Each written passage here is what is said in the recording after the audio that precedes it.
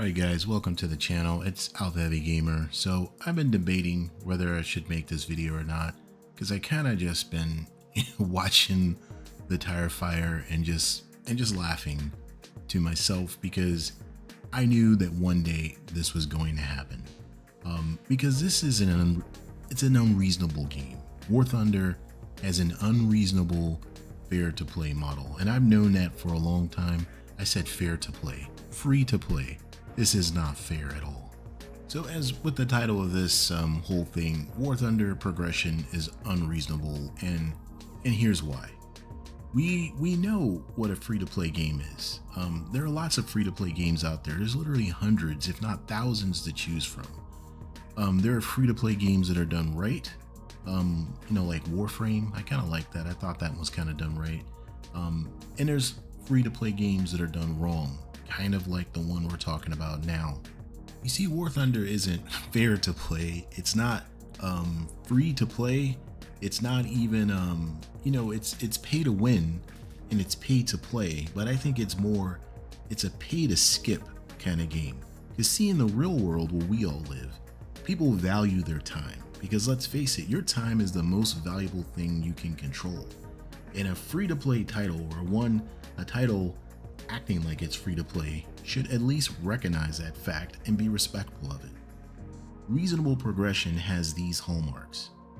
So there should be balance overall. The game should strike a balance between challenging players and providing a sense of pride and accomplishment. Unironically, guys, progression should not be too easy or too difficult, and it allows players to feel a sense of growth and improvement over time. So that's one of those basic things in a free-to-play game that it should have. Also, a free-to-play title should have achievable goals, so players should have clear and achievable goals to strive for. Whether it's unlocking new content, reaching top tier, grinding out modifications, completing challenges, or events, there should be a sense of progression and reward for your efforts. Here is the major problem with War Thunder though. There is a distinct lack of reward for perceived effort.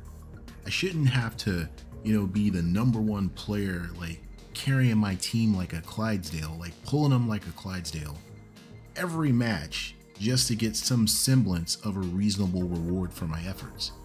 And don't get me started on events where you can't, no matter what you do, you cannot get all of the reward vehicles without spending some money. So, that in and of itself is not an achievable goal. I mean, this isn't rocket science. It should be fairly simple. Do well, get rewarded well. Do poorly, get rewarded poorly.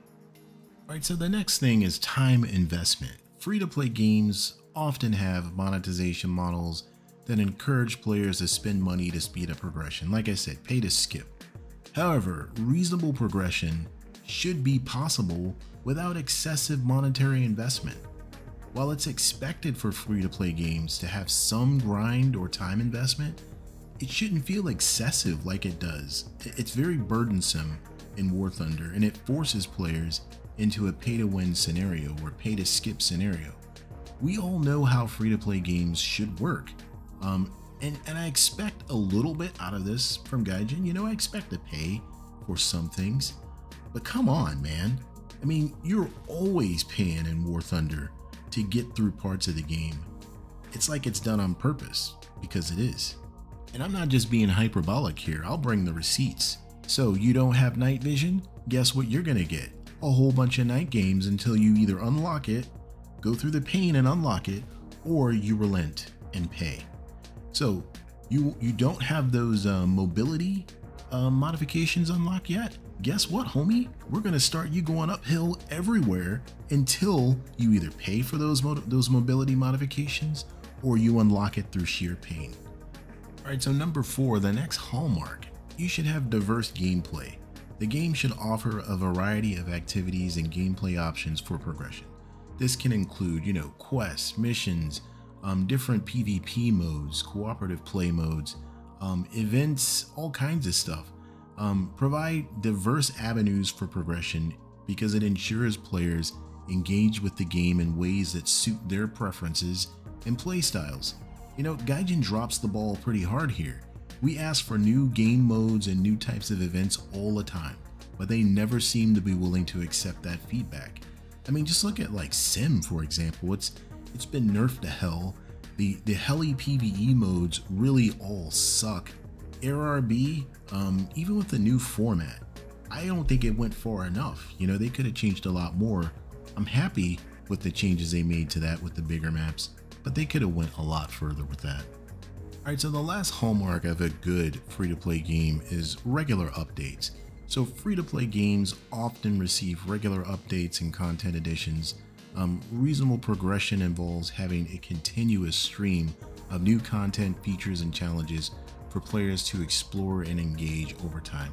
I think Gaijin does well on new content, definitely depending on which tech tree you grind up. But new content is way out of reach, I think, for most players due to the slow progression of the game. I mean, some of that stuff, you know, you look and it's like BR 12.0 and you're like way down there at 3.0. You're like, come on, it's gonna take me forever to get to that. All right, so those are the hallmarks of a good free-to-play game. So because Gaijin can't effectively manage all of these basic free-to-play win imperatives, these issues manifest as player dissatisfaction in these areas. So game length. Some games by design have progression as short as hours or days to get to the end game, some months or even years. This is where I think Gaijin has a problem. There is a significant delta between how long players think endgame progression should take and what Gaijin thinks it should be. People play for thousands of hours and are still nowhere close to getting all the vehicles they want. Alright, so the next area where player dissatisfaction manifests itself is in engagement and retention. So free-to-play games often aim to keep players engaged for extended periods. You know, War Thunder, it's the same way. Progression that takes too long or feels excessively grindy leads to player frustration and burnout. You know, we can all speak to that. Developers should strive to strike a balance that allows players to make meaningful progress while keeping them engaged and motivated to continue playing. Meaningful progress here is subjective though, but this is an area where Gaijin need to constantly be engaging the player base for constructive feedback, and even looking at other free-to-play games for reasonable progression pacing. So the player retention and engagement, I feel, is an issue. I get burnt out all the time. There are things I'm just not gonna do because it's like, why am I gonna waste my time doing that? It's gonna take forever, you know, and I'm not doing it. All right, so another area where players are like big mad is monetization. So free-to-play games typically have optional in-game purchases or microtransactions that accelerate progression or provide convenience. You know, I value my time. I talked about that. We all should. It's the one thing you can control and the one thing you should never give away freely. So being able to pay to skip sometimes is a good deal for me because I want to save time. But developers, Gaijin, they have to consider how the duration of progression impacts the game monetization model. So if progression is too fast, it'll reduce the incentive for players to spend money. I don't think they have a problem with that. Conversely though, if it's slow, players will become frustrated and feel pressure to spend money to progress. Like I said, I don't have a problem paying for parts of the game, but it is way too easy for companies to become greedy and just go crazy with this. Progression in War Thunder is way too slow for a game this big. It's too slow. How long do you expect players to be habitually exploited and getting milked? Getting milked is not fun. I have thousands of hours in this game and I still don't have everything I want. I feel like I'm always grinding instead of just playing the game for fun. Alright, so the last big bad area is player feedback. Gaijin, this is significant because they have just lost the ball on this. Players have gone insano on Steam with the review bombs. Gaijin has failed. This has happened because Gaijin has failed to align the game with player feedback and expectations with regard to progression, and this has resulted in catastrophic consequences for the company. Their reputation, their credibility is being sunk right now simply because they did not listen. You know, frankly, I'm shocked that Gaijin is shocked that they didn't expect this. I'm not surprised about this. Sooner or later, this was gonna happen. Now, I don't condone review bombing as a form of protest because innocent people can lose their livelihoods. But you know, it is what it is at this point. All right, guys, so just to end this out, overall, the answer has been in front of Gaijin the whole time. We keep giving them the answer key to ace the exam, but they keep refusing to use it. The in-game economy is trash, which equals slow progression, which results in player dissatisfaction on a massive scale, and they're seeing that. You can't even really play the vehicles you want most of the time because you can't afford to due to the SL costs. You know, they cost a lot to buy. Repair cost is pretty high.